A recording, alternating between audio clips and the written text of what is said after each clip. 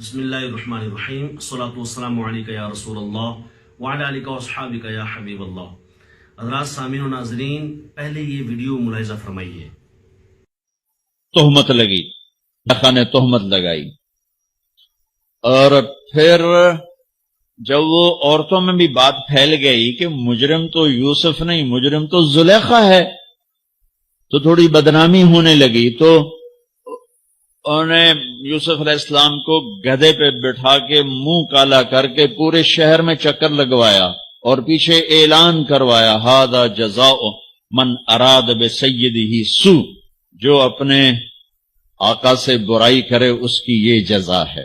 یہ بازار میں نبی ابن نبی ابن نبی ابن نبی گدھے پر پھرایا جا رہا ہو، پھر جیل 309 سال۔ جی حضرات، آپ نے یہ ویڈیو سماعت فرمائی جس میں طارق جمیل حضرت یوسف علیہ السلام کے بارے میں بے ادبی کے کلمات بول رہا ہے، اور ایسا بے ایمان ہے کہ اسے شرم نہیں آتی کہ حضرت یوسف پیغمبر ہیں اور ان کے بارے میں کیسی باتیں کر رہا ہے اور لوگوں کو کیا میسج دینا چاہ رہا ہے۔ کہتا ہے کہ تہمت لگائی گئی جناب یوسف علیہ السلام پر، تو پھر پتہ چلا کہ مجرم تو یوسف نہیں بلکہ زلیخا ہیں، تو بدنامی ہونے لگی۔ تو پھر یوسف علیہ السلام کو لوگوں نے جو ہے وہ اس طرح کیا اور یہ اعلان کروایا اور استغفر اللہ العظیم یوں بازار میں نبی کو پھروایا، یعنی اس طرح کی بےہودہ باتیں کر رہا ہے۔ حالانکہ اصل بات کیا ہے، دیکھیں ابھی میں اس کے بارے میں طارق جمیل کہہ رہا ہے، یہ کہتا ہوں تو کہیں اس کے چاہنے والے ان کو بڑی بری لگے گی یہ بات کہ یہ کس قسم کی یہ جو ہے نا باتیں کر رہا ہے، طارق جمیل صاحب کیوں نہیں کہہ رہا۔ تو دیکھیں آپ کو طارق جمیل کے بارے میں دکھ ہے، تو حضرت یوسف کے بارے میں جو یہ بکواسات کر رہا ہے اس کے بارے میں کوئی دکھ نہیں ہے۔ تھوڑی شرم ہونی چاہیے کہ اتنی اندھی عقیدت، اتنی اندھی محبت کہ پیغمبر کو چھوڑ دیا جائے اور طارق جمیل کو پکڑا جائے۔ اللہ تعالیٰ ایسے بندوں کو ذلیل کرے جو پیغمبروں کی گستاخیاں اور بے ادبیاں کرتے ہیں۔ تو کہتا ہے کہ بازار میں اس طرح کر کے گھمایا گیا۔ دیکھیں اصل واقعہ کیا ہے، حضرت یوسف علیہ السلام کو زلیخا نے دعوت گناہ دی، حضرت یوسف علیہ السلام نے نہ مانا اور چل دیے، پھر آپ کا کپڑا پکڑا گیا، قمیض پکڑی گئی تو وہ پھٹ گئی۔ عزیز مصر کو پتہ چلا تو اس نے کہا اچھا دیکھو کہ یہ کیا معاملہ ہے۔ تو کسی سمجھدار نے کہا اس طرح کرتے ہیں کہ اگر قمیض یوسف علیہ السلام کی پیچھے سے پھٹی ہوئی تو پھر اس کا مطلب ہے یوسف حق پر ہے اور عورت حق پر نہیں ہے۔ تو انہوں نے ایسے ہی کیا، جا کے دیکھا عزیز مصر نے تو وہ حضرت یوسف علیہ السلام کی قمیض پیچھے سے پھٹی ہوئی تھی۔ فلما رأى قمیصه قد من دبر قال انه من کیدکن، یہ سورہ یوسف کی 33، 34، 35 نمبر آیتیں اور اس سے آگے پیچھے آپ پڑھیں، آپ کو پتہ چلے اصل واقعہ ہے کیا اور یہ کیا بیان کر رہا ہے۔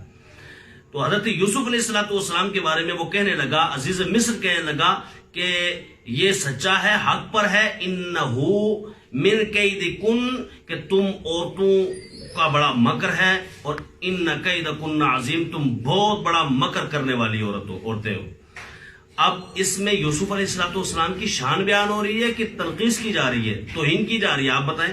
یہاں تو حضرت یوسف علیہ السلام کے بارے میں اللہ رب العالمین آپ کی شان بیان کر رہا ہے کہ ایسی شان ہے کہ مصر کا بادشاہ بھی ان کی جو ہے وہ سچائی اور حقانیت کی بات کر رہا ہے کہ وہ سچے ہیں، اور یہ عورتیں جنہوں نے مکر کیا، فریب دیا، یہ غلط ہے۔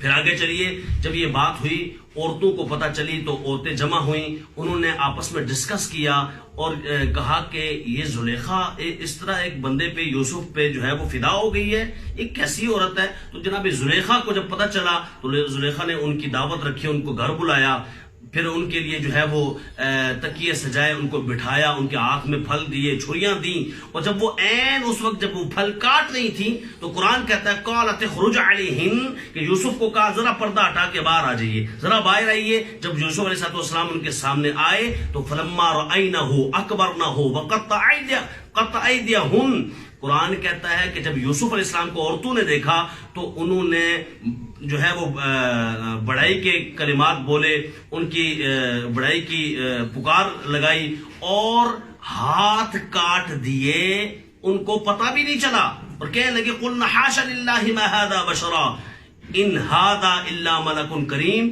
قرآن کہتا ہے وہ عورتیں کہنے لگی کہ یہ تو کوئی بشر اور انسان نہیں معلوم ہوتا، یہ تو کوئی بہت بڑا معزز فرشتہ لگتا ہے۔ بتائیے اس میں شان یوسف بیان کی جا رہی ہے اللہ کی طرف سے یا تنقیص اور توہین ہو رہی ہے؟ یہ تو شان ہے کہ دیکھو کہ ان کا حسن تو ایسا ہے کہ جنہیں دیکھ کر وہ اپنی انگلیاں کاٹ ڈالتی ہیں.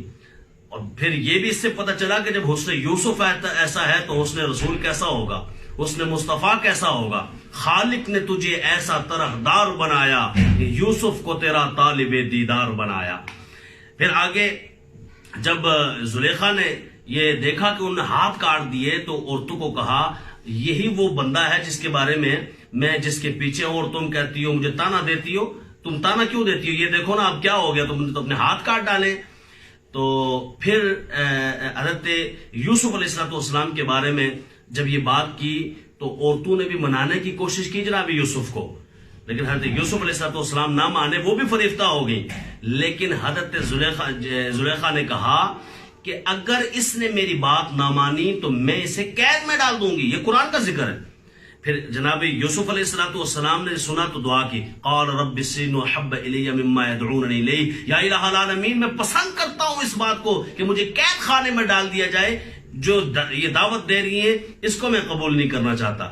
تو یہ دعا کی تو فاستجاب لہ ربہ فصرف عنہ کیدہم. قرآن کہتا ہے اللہ نے پیغمبر کی دعا کو قبول فرما لیا.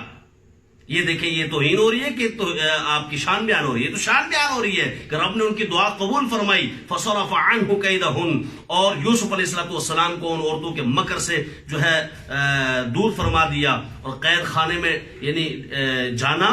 یہ ان کی اخلاقی پستی مصر کی ان عورتوں کی تھی کہ دیکھو تم کس طرح، اور اللہ رب العالمین نے کیا شان عطا فرمائی کہ وہاں بھی آپ نے خوابوں کی تعبیر اور پھر آپ جو کس طرح دنیا میں آپ کی شان و عظمت کے ڈنکے بجے. تو یہ اصل واقعہ ہے اور اس بندے نے کس طرح موڑ کے توڑ کے پیش کیا.